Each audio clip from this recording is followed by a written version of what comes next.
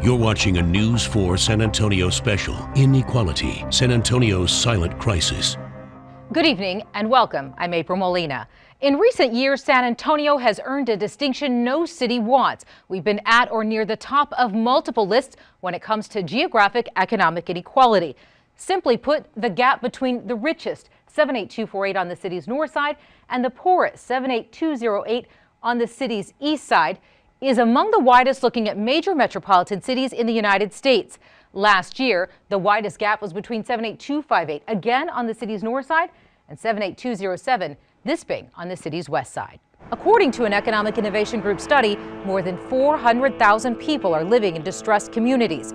While this is a proud, strong, vital city within the state and the nation, the data shows us something we have to face if we want to improve the quality of life for all our residents. We are an economically segregated city. What does this actually mean? Why should everyone in our city care? During this special broadcast, we'll break it down, show you the numbers, how it affects jobs, our local economy, and what it means for the most vulnerable, struggling families and children. Throughout this half hour, engage with us. You can tweet or join us on Facebook. You'll hear from the mayor, ministers, activists, local leaders, and residents. They'll be weighing in on this silent crisis and what we can do to help our city become a more equitable and vibrant San Antonio for all of us. We're becoming a country in some sense that your destiny is defined by your zip code. Our correspondent Emily Baucom takes you across the city to show you the stakes of this silent crisis. The streets of San Antonio take you from one extreme to another. Just a 30-minute drive, yet worlds apart. Our story begins before dawn on the city's west side. Ignacia Cruz is an immigrant mother of 4, her youngest 9 years old. Every morning they walk to the school bus, past a home where days before someone was shot. Right there at the corner of my house.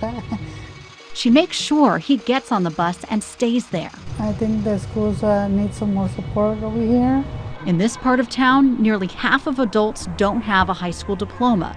Ignacia does, earned soon after she arrived from Mexico. And I started working in a daycare, and then I was having 2 jobs, in a daycare and a fed fish as a cook.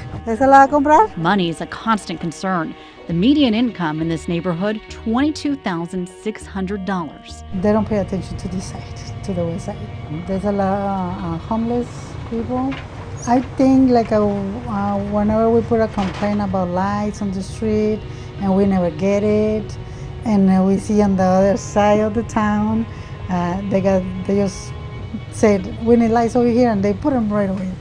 Ignacia does own her own home, and she has big dreams for her kids. My dream is to finish school, high school, and just finish high school, be a professional. But for her, the American dream still seems out of reach. I haven't had it yet, but I think I'm gonna make it. I just need time. Last year, a national study showed her neighborhood was the most distressed in San Antonio. Now that distinction's moved across town to the city's east side.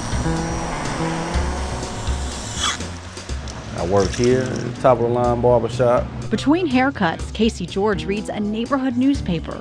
And then I'm a Spurs fan. Coach Pop's comments on white privilege hit home in this mostly minority area. It is a disparity as far as fund allocation throughout the city. You know, we do suffer on that end. But every other block, I'm gonna hit a pothole. You know, I'll make a left to get on 35 off of New Braunfels for the last 12 years, and it's the same pothole. It's never been fixed. The East Side's gang violence makes headlines and makes it hard to keep kids out of trouble. A challenge. A challenge because you want to steer them clear from any trouble. Because for some reason on this side of town, trouble is easy to get into.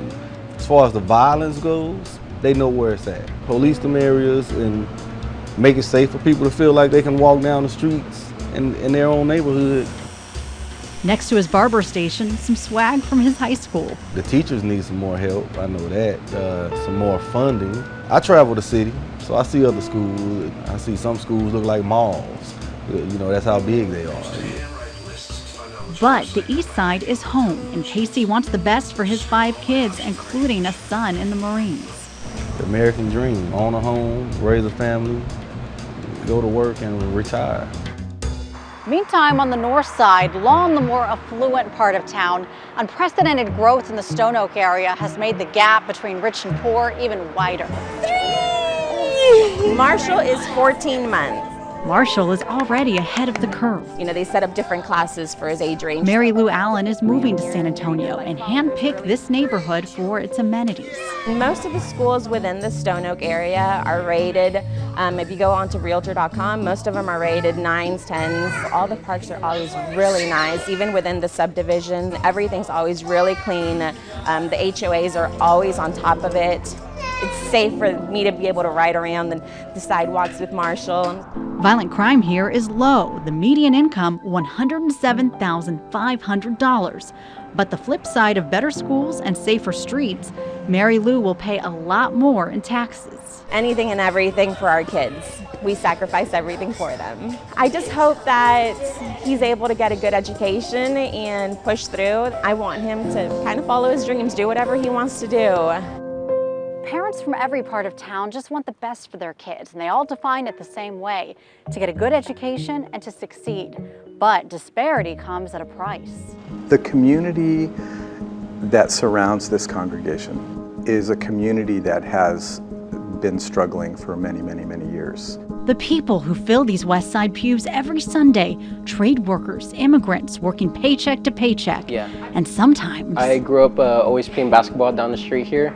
The success story. I got my bachelor's in psychology and a minor in criminal justice. Oh, it's $15. Oscar Chacon succeeded with the help of the church's after-school program. I know I made my parents proud as being the first of our family to go to college and graduate. But staying put, falling through the cracks is all too common, as the pastor found with another neighborhood kid. Was delinquent, he tried to set a fire at the back of the church, we engaged, we tried to work with him. He comes from a family that is historically dealing narcotics. The boy was involved in a shooting the day before we sat down with the pastor. He represents kind of the other end of the spectrum. Disparity here impacts the whole city. It leads to segregated neighborhoods, unequal infrastructure, more expensive health care. I would invite my sisters and brothers who live on that other part of town to say, hey, there is a responsibility here to take care of these children, these families who are dreaming the same kinds of dreams that your kids dream, but who only have this many options in front of them when your kids have this many. Now, a sign San Antonio is ready to confront the silent crisis. The Office of Diversity and Inclusion was recently renamed. San Antonio has its first ever Office of Equity. Equity means fairness and delivering services in a budget that is based on need. Equity then is different from equality, which means sameness.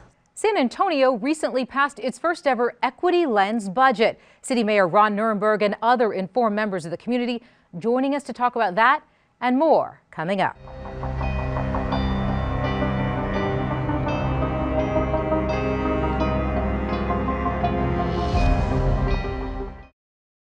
You're watching a News 4 San Antonio special, Inequality, San Antonio's silent crisis. In short, if you live in an area that's really distressed, your chances of getting out of poverty is close to zero. Steve Glickman with the Economic Innovation Group laying out the stark reality for many in San Antonio.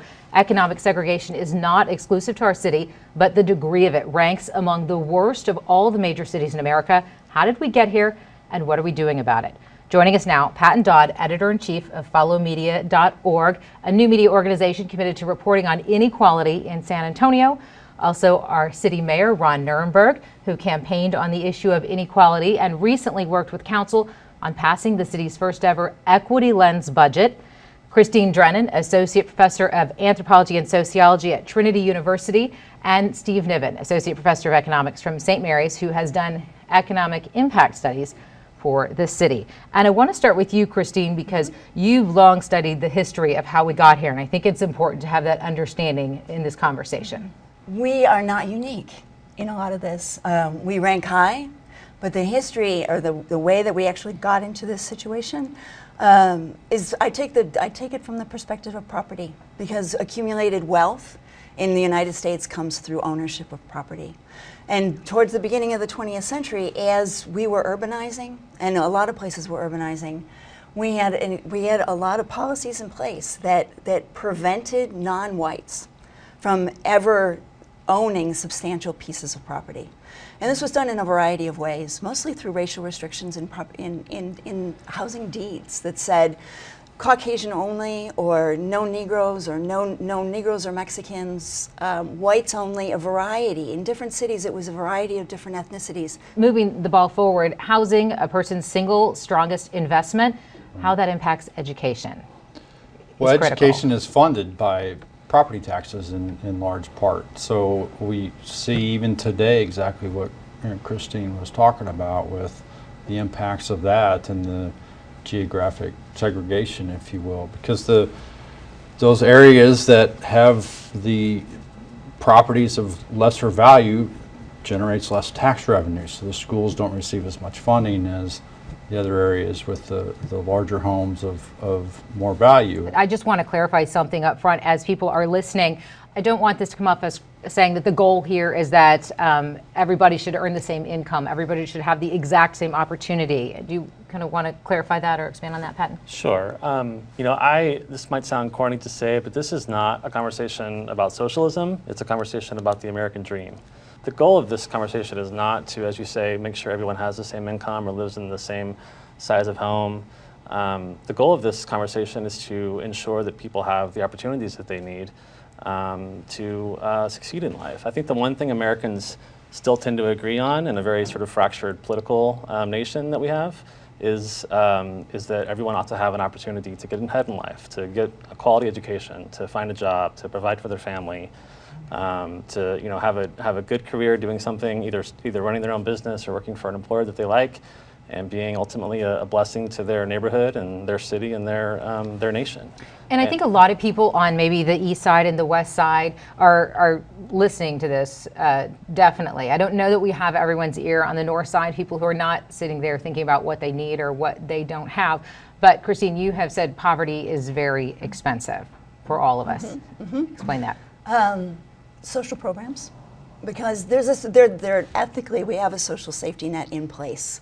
And we are a welfare state. The United States is a welfare state. We have a welfare system, thank God. It comes out of the Great Depression, recognizing that people got hurt. People lost their lives because they got so poor. And that's unacceptable to us as a society. We've chipped away at it recently, but it's still there.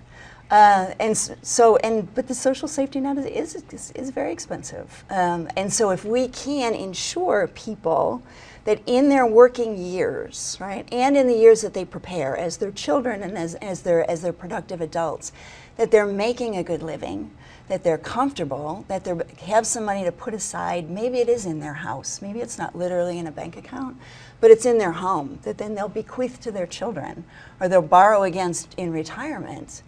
That actually takes some pressure off of the publicly funded social safety net. So again, we all benefit if we can stabilize families in functional neighborhoods. You have campaigned on this issue, obviously because you have an awareness of the issue and a willingness to want to change it. What do you think you're going to be able to do that other mayors did not do? Well, I think it starts with having this conversation. I think that we've lived with this recognition that there have been policies in the past that have resulted in some parts of town thriving while other parts have fallen further and further behind. This is the first time in our city's history that we've been willing to confront that with the actual operations of the city. We have increased the level of funding that we provide for street maintenance, which is a very basic thing that the city does. But rather than just putting the entire increase and splitting it up 10 different ways, we've focused the resources that we have in this city on where the need is greatest. This all happening through the very recently passed Equity Lens budget. That's right. And equity, again, is about ensuring that everyone has an opportunity, that everyone is being treated fairly, that if you are a citizen, a resident in this community, that you have a fair seat at the table when government makes its decisions on your behalf. There are some critics of the budget. Some people and some of the districts feel like they want an equal share of the pie. Well, when we create opportunity for all, just like Dr. Drennan said, we allow the entire community to thrive. You know, this city will function best when we're taking care of crime as a whole. It's one city. But if we neglect certain parts of town because you know, they're falling behind, but we want to make sure that we're just spreading everything out, you know, 10 different ways because there's 10 different districts, then we will continue to add to the inequality that exists, thereby exacerbating the issues with lower educational attainment, higher crime rates, poor community health in certain areas of town. And I agree wholeheartedly with the social welfare costs, but there's also big costs, I think, on our economic growth and development, in that having such widespread inequality and poverty that doesn't allow our economy to be as productive as it could be, and therefore hinders our economic growth and development. What I've learned through SA 2020's studies is that in San Antonio there are more than 200,000 adults who have some college education but not a college degree. So if they went a little bit further, they might be able to fulfill some of these jobs. We also have a lot of young people getting out of high school who are not getting a certification or vocational training, not going on to college. So how do we address the skills gap, Mayor? Well, I think we do a number of things. One is to create partnerships with the private sector, which we are doing through different programs like SA Works.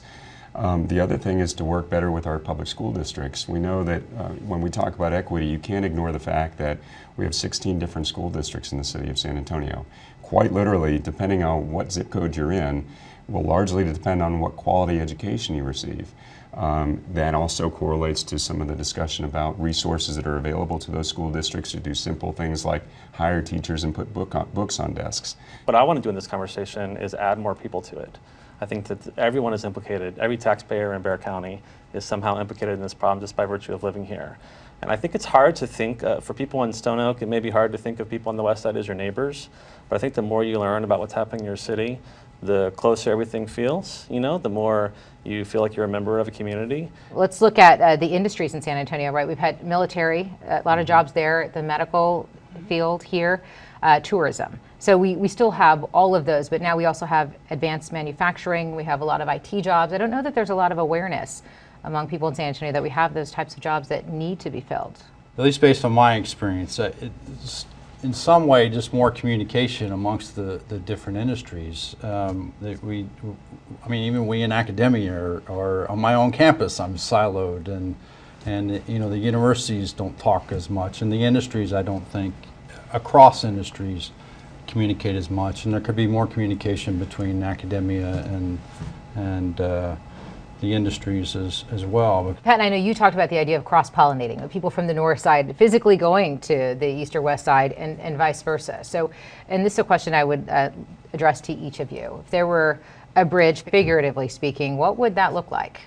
I think one of the things that it would look like, I think it has a number of aspects to it, but one of the things I think it involves is the faith communities in San Antonio. San Antonio, I think, probably is more religious than your average large city. You know, there are a lot of large churches in town and significant faith communities.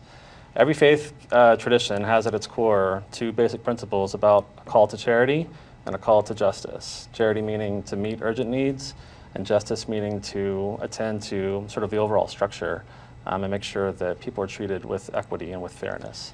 When you understand that not everyone that lives on your street or that lives in your city has the same background, has the same expectations, have the same challenges, we begin to understand that we're in this together, that through a little bit of give and take, we're going to work on those challenges together, we can all thrive. I think that's how we build that connectivity. We talk a lot about connectivity as just being transportation, but it's really about understanding that we are connected.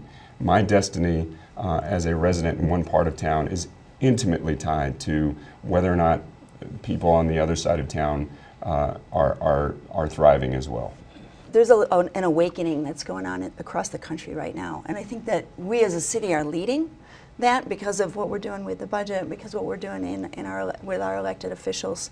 But it's causing, people are asking those of us who have benefited from 20th century policies at all levels of government that we need to reconsider. We need to stop and we need to look at our history a little bit more carefully.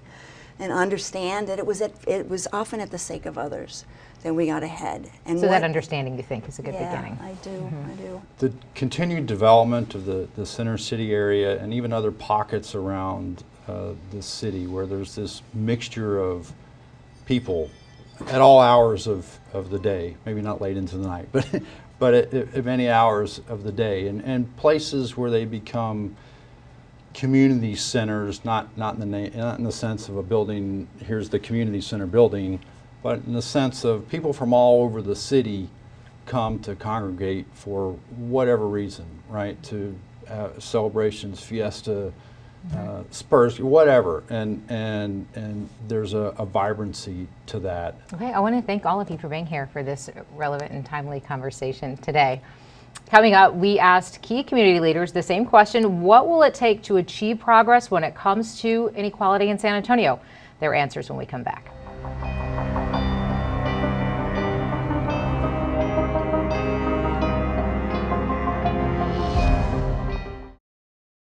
You're watching a News 4 San Antonio special, Inequality, San Antonio's Silent Crisis. We've heard from city leaders who talked about issues San Antonio suffered that led to the great divide of economic segregation. We're now going to hear different perspectives on solutions to bridge that gap. And for that, we've enlisted more city leaders who represent major pillars of our community.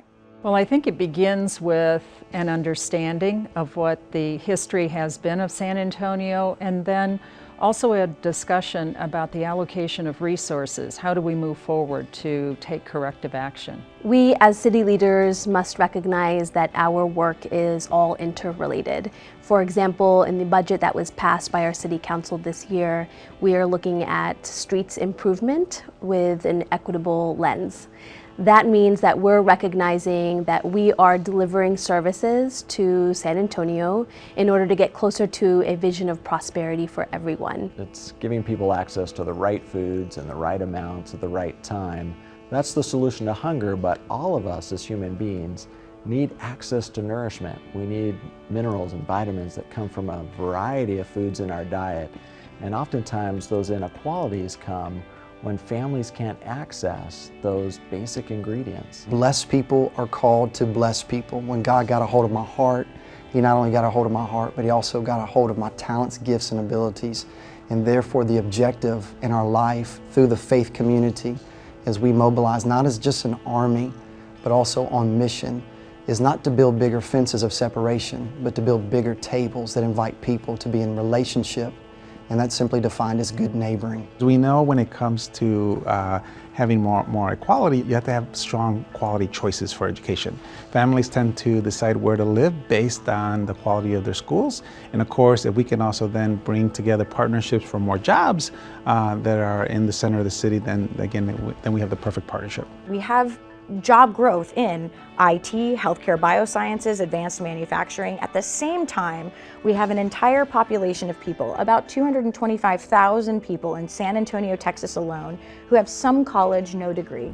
And if we could get them into a program that either gets them a certificate or an associate's or a bachelor's, we would immediately have a job to put them in, which automatically changes the career ladder. The fundamental core of our inequality is the inadequacy of wages. We've been a poor city with low wages. We've made great strides in the last 30 years or so of getting companies in here, adding jobs, raising wages. So now I would say the priority is preparing our workforce through public education, good quality higher education, and training programs for the jobs that are coming. Coming up, how you can help.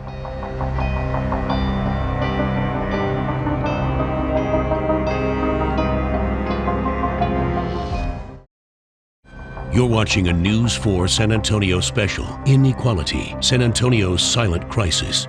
You've heard from San Antonio community leaders on what they think needs to happen to bridge the inequality gap between the haves and the have-nots. Now we'd like to hear from you. What do you think needs to happen? We hope you'll give us feedback on our Facebook pages at News 4 and Fox San Antonio. Thank you for watching Inequality, San Antonio's Silent Crisis. Good night.